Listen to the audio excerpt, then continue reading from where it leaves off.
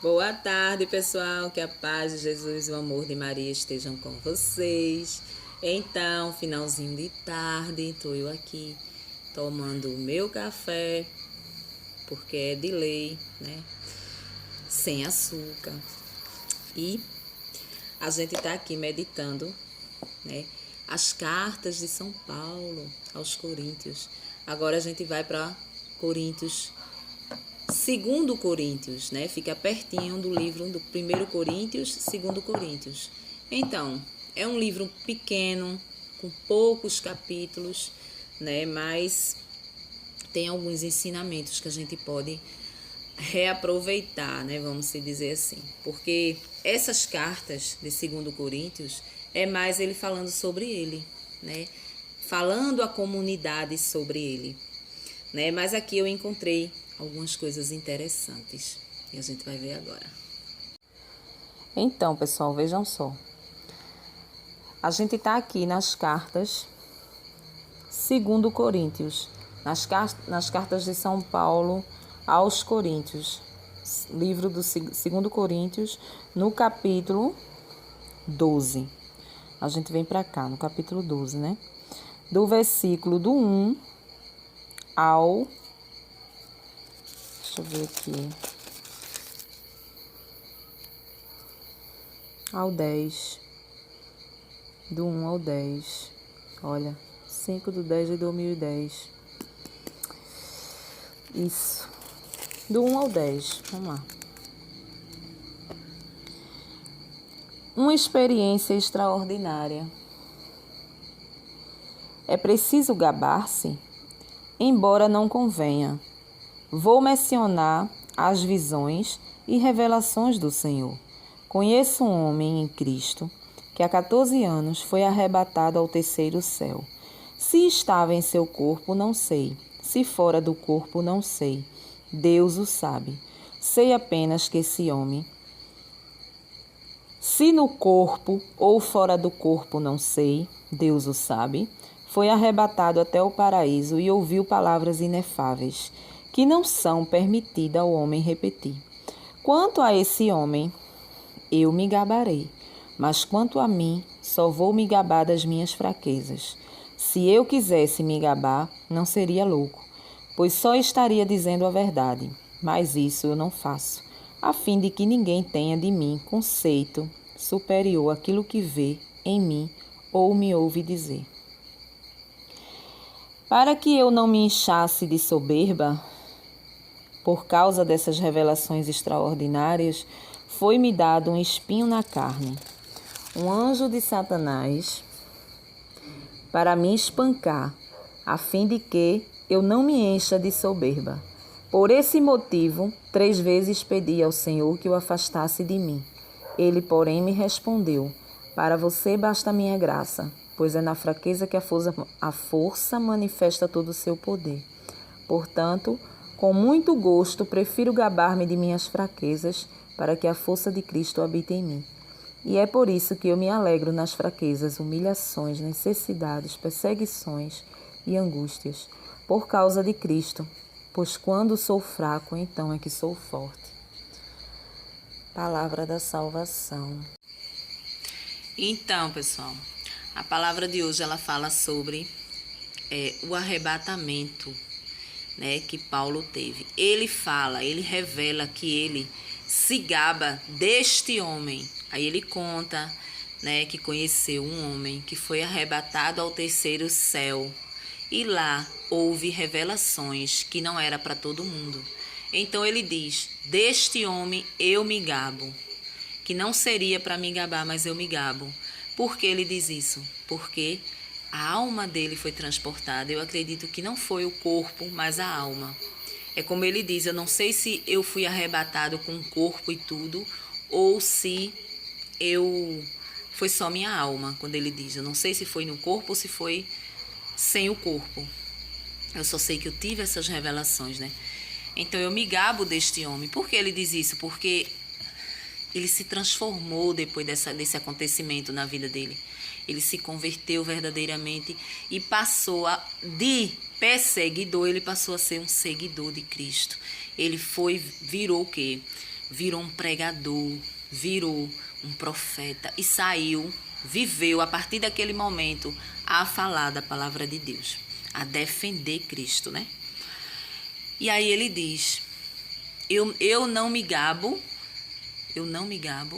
deste homem aqui, né? Do homem que ele era, da figura do homem que ele era. Por quê? Porque ele era um perseguidor de Cristo. Ele era um matador. Então, a partir daquele momento, quem não sabe da história, que ele estava num cavalo e ali Jesus o perseguiu e conseguiu resgatar Paulo, né, para ele. Desse jeito, ele viu uma luz muito forte e ali ele cai do cavalo e ali houve esse arrebatamento. Ele fala sobre isso aqui, né? E aí ele diz, mais na frente ele vai falar, né? Que é na fraqueza.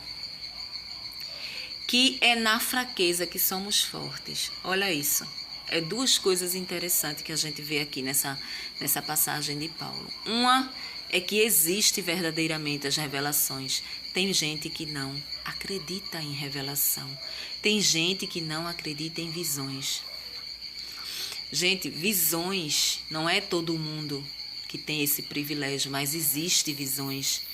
Existe visões. Por quê? A gente acredita em Nossa Senhora, que Nossa Senhora ela está viva junto de Jesus, porque houve visões, aparições de Nossa Senhora para aquelas crianças em Fátima. Existe, e ainda existe por aí, e é comprovadamente, que não é palhaçada, é verdade. Nós, uma vez na vida, 2 vezes na vida, a gente já teve revelações. Para quem vive focado nas coisas de Deus. Já houve revelações, não é? Claro que ninguém conta. Por quê? Porque as pessoas que estão fora, que não entendem, diz que você está vendo coisa.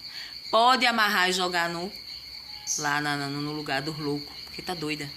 A denominação dela enlouqueceu ela. Ela está dizendo que está vendo coisas. Mas se o povo lá em cima permitir que você veja, você vê sim. E Paulo vem revelar isso, que ele foi transportado e lá ele viu verdadeiramente como funcionavam as coisas, né? E aí, quando ele volta a si, ele já é uma outra pessoa totalmente transformada, né? A gente precisa acreditar nas revelações, que às vezes, nas aparições que às vezes a gente pode ter, né? Outra coisa interessante é que Paulo diz nessa passagem que ele prefere quando ele está na fraqueza. Aí ele diz, foi-me dado um espinho na carne, né? Aonde eu clamei ao Senhor que me livrasse. E ele diz, o Senhor diz para ele, a ti basta a minha graça.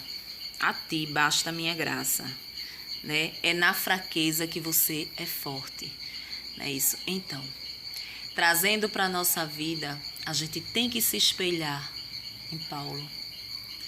Todas as vezes que a gente está fraco na fé, todas as vezes que a gente tem tribulação, que a gente está triste, que a gente está fraco. Quando você se sente sem desejo, sem vontade de ir à igreja, você está fraco, é aí que você está forte.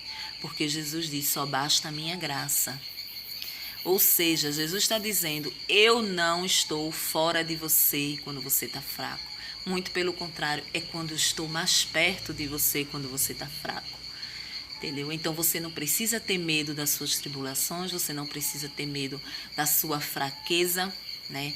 Quando Paulo diz, foi-me dado um espinho na carne, se refere ao pecado, né? Ao pecado que veio tentá-lo para que ele caísse e se sentisse fraco. Esse pecado, ele nos persegue de todo jeito. Existem vários tipos de pecado. Todos eles nos perseguem.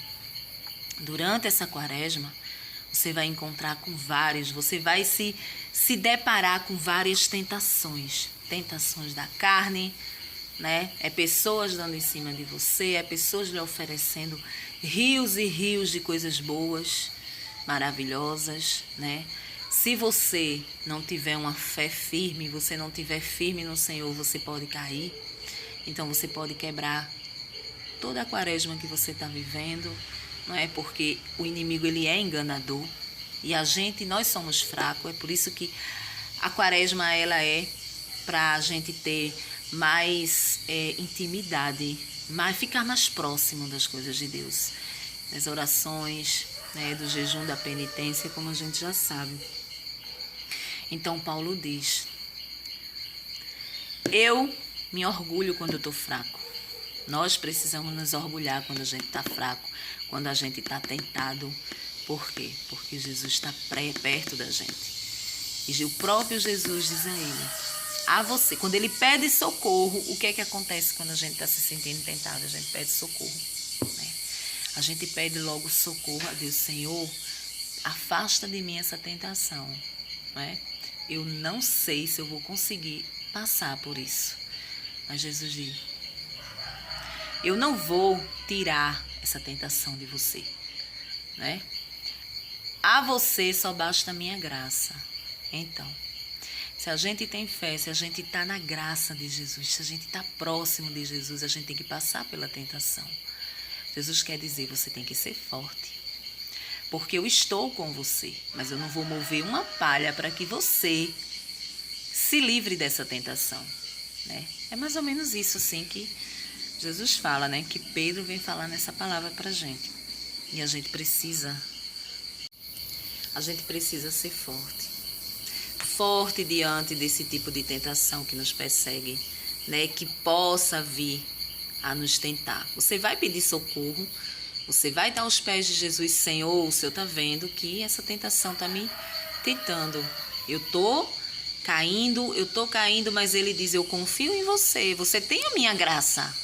Eu confio em você, você precisa saber discernir isso aí e se sair dessa coisa, né? Se você está comigo, você tem que ser forte e conseguir se livrar. Isso é a tentação de quê? Qualquer uma, né? Qualquer uma, principalmente na sua fraqueza. Aquilo que você é mais fraco, que você tende a cair, o inimigo vai agir ali, né? O inimigo, ele vai agir ali. E pode ser o quê? Naquilo que mais você está almejando nessa quaresma, né? O seu jejum, a sua penitência. Então, eu não conto as vezes que eu peguei o meu adoçante para colocar no café. Teve uma vez que eu coloquei e até tomei. Esqueci. Tomei. Né? Para você ver. Sempre vem aquele pensamento. Já tirei dali da mesinha, já guardei, para não ter que estar mais, não tem jeito. Né? No trabalho você vai lá, você toma um café, tá lá. E justamente foi até lá que aconteceu. E aí você vê que o inimigo é sujo. Ele faz tudo para que você quebre aquele propósito que você fez, né? Mas só a minha graça te basta. E a gente vai levar para a vida isso aqui. Vamos nos lembrar que se a tentação chegar nesses 40 dias, estamos com a graça de Deus, Ele está conosco, né? E a gente vai conseguir ultrapassar tudo isso e fazer uma quaresma abençoada em nome de Jesus. Amém? Uma boa noite para vocês e até amanhã, se Deus assim nos permitir. Tchau, tá ficando escuro aqui já.